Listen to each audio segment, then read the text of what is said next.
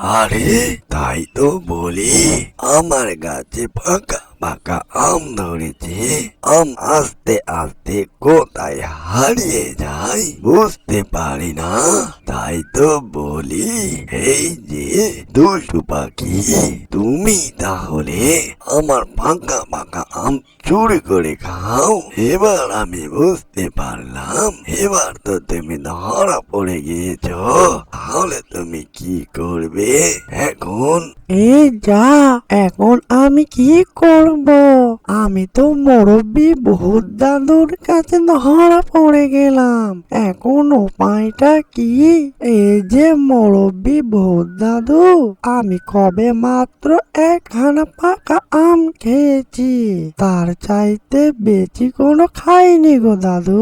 বড্ডই খিদে পেয়েছিল, তাই তোমার গাছের পাকা একখানা আম খেয়েছি। আমাকে তুমি ছেড়ে দাও ভূত দাদু। আর কখনো তোমার পাকা আম গাছের গোড়ায় আসবো না গো দাদু। আমাকে তুমি ছেড়ে দাও না। আমার ঘরে ছোট ছোট ছানা রয়েছে, আমার যদি কিছু একখানা হয়ে যায় তাদের কি হবে ভূত দাদু? এই যে দুষ্টু পাখি, তুমি এই পাকা আম গাছের সন্ধান কোথায় থেকে পেলে? এই পাকা আম গাছের সন্ধান কেউ তো জানে না। তুমি কোথায় থেকে পেলে সন্ধান বুঝলাম না তো। এই যে দুষ্টু পাখি, পাকা আম গাছের সন্ধান তুমি কাউকে বলবে না, কিন্তু তুমি হয়তো জানো না এরকম মিষ্টি পাকা পাকা আম গাছ আমারই আছে।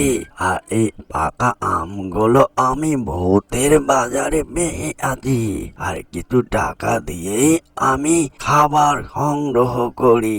এইভাবেই আমার জীবন যাপন চলে যায়। আর তুমি পাকা আমগুলো অনেকগুলোই নষ্ট করে দিয়েছো। এই যে ভূত দাদু, আমি খাবারের সন্ধানের জন্য এই রাস্তা দিয়ে যাচ্ছিলাম, হঠাৎ তোমার সুগন্ধি পাকা আমের ঘ্রাণ আমার কাছে ভেসে আসলো। এই সন্ধান করতে করতে তোমার পাকা আম গাছের গুঁড়োয় চলে এসেছি।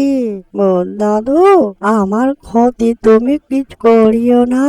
আমার ঘরে একখানা ছোট ছানা রয়েছে, সে সকাল থেকে না খেয়ে আছে। তার জন্যই আমি খাবার সংগ্রহ করতে এসেছি অনেক দূর থেকে। আমাকে এবারকার মতো ছেড়ে দাও। আমার কিছু একখানা হয়ে গেলে তার কি হবে ভূত দাদু?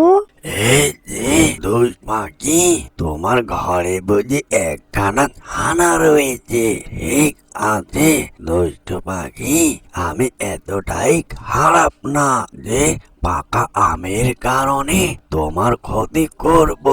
তোমার ছানার কথা বললে বলে যে আমার অনেকটাই মায়া লাগলো। ঠিক আছে পাখি, তুমি তোমার ছানার জন্য যে মতো আম নিয়ে যেও, তো অপচয় করবে না, বুঝলে?